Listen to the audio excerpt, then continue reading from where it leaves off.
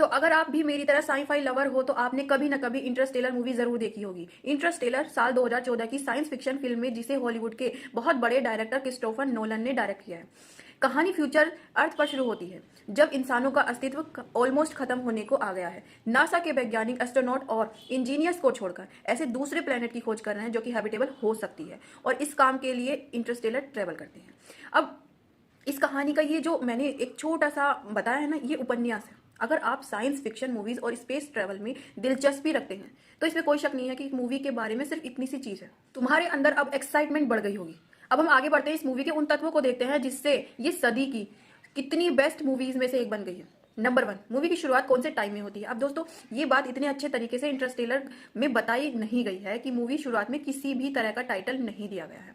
Film 21वीं और 22वीं सदी में शुरू होती है। हालांकि कैरेक्टर्स के एक डायलॉग से हमने अंदाजा लगाया था कि ये मूवी 21वीं सदी के अंत में शुरू होती है, तकरीबन साल 2003 या फिर 2009 में।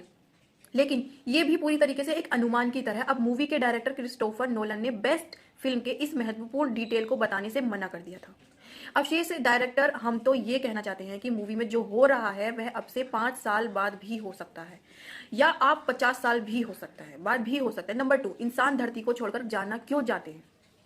अब दोस्तों, सबसे पहले तो बता दें कि मूवी में किसी भी तरह के एलियन का हमला नहीं हुआ है। असल में धरती पर लाइट नाम की एक बीमारी फैल रही है जिससे अनाज की कमी और ऑक्सीजन लेवल्स कम होते जा रहे हैं। ये मूवी एक ऐसे फ्यूचर के बारे में बता रही है जब धरती पर एक के बाद एक आपदाओं की वजह से इंसानों की जनसंख्या लुट गई है। इस दुनिया में जाकर इंसान अनाज की कमी की वजह से फार्मर बन गए हैं और लाइट की वजह से उनकी फसलें खराब हो रही हैं। लाइट एक प्लांट की बीमारियां होती हैं जो सभी फसलों को खत्म कर रही हैं।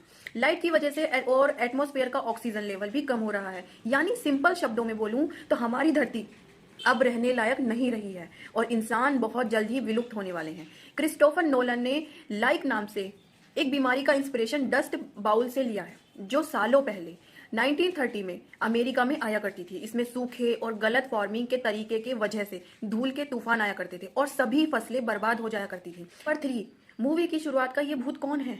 अगर आपने मूवी अच्छे से देखी है तो आपने देखा होगा कि मेन कैरेक्टर कूपर के बेटे मर्व अपने पिता से कंप्लेन करती है। उसके रूम में एक भूत है। मर्व का मानना है कि वह भूत असल में एक मैसेज देने की कोशिश कर रहा है, लेकिन उसके पिता को उसकी बात पर भरोसा नहीं होता है। असल में एक ग्रेविटेशनल अवैधता है। अवैधता कूपर के बाइनरी कोड मैसेज भेजती है। असल में मैसेज जीपीएस कोऑर्डिनेट्स होते हैं जो नासा के सीक्रेट बस की लोकेशन बताता है। मूवी के अंत में ये भी पता चल जाता है।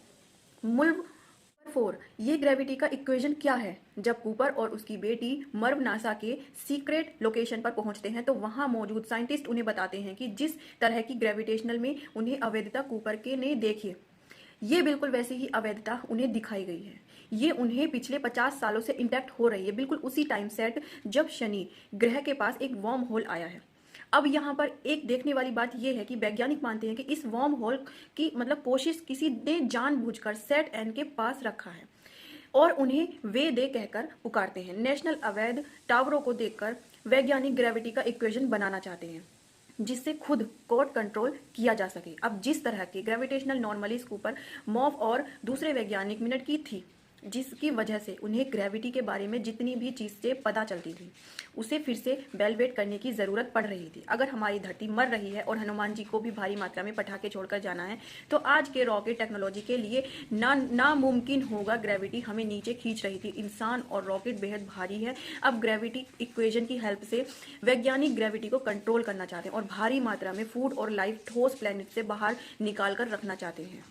अगर आपने मूवी को एंड तक देखा होगा तो उसमें कूपर के साथ साइंटिस्ट एक साइट पर दिखाई देती है जो कि असल में वही तीसरा प्लेनेट है। वहां पर जाकर वो अपना स्पेशल हेलमेट खोल देती है। ये इस बात को दर्शाता है कि उन्होंने टेबल प्लेनेट की खोज कर ली है। अब मैं मानती हूँ कि इस मूवी के जो जातक हैं वो आज के टाइम में पॉसिबल नहीं है, लेकिन फिर भी बहुत सारे रियल साइंटिफिक कॉन्सेप्ट ऐसे हैं कि बहुत ही इंटरेस्टिंग तरीके से दिखाए गए हैं, मूवी में दिखाया गया। इसीलिए movie all the best travel movie के घेरे में आती है। वहीं दोस्तों, अगर आपको ये मूवी कैसी लगी और देखना आप रिलीज हो गई है, आप देखना बहुत ज्यादा आपको अच्छी लगेगी। बहुत सारे कॉन्सेप्ट ऐसे हैं कि बहुत सारे विजुअल्स ऐसे हैं कि आपको लगेगा कि यार ये हम कहाँ आ गए, खुद को आपको फील होगा कि यार हम कहाँ आ गए हैं। बाकी वीडियो को लाइक करना, सब्सक्राइब करना, मिलते हैं नेक्स्ट वीडियो में।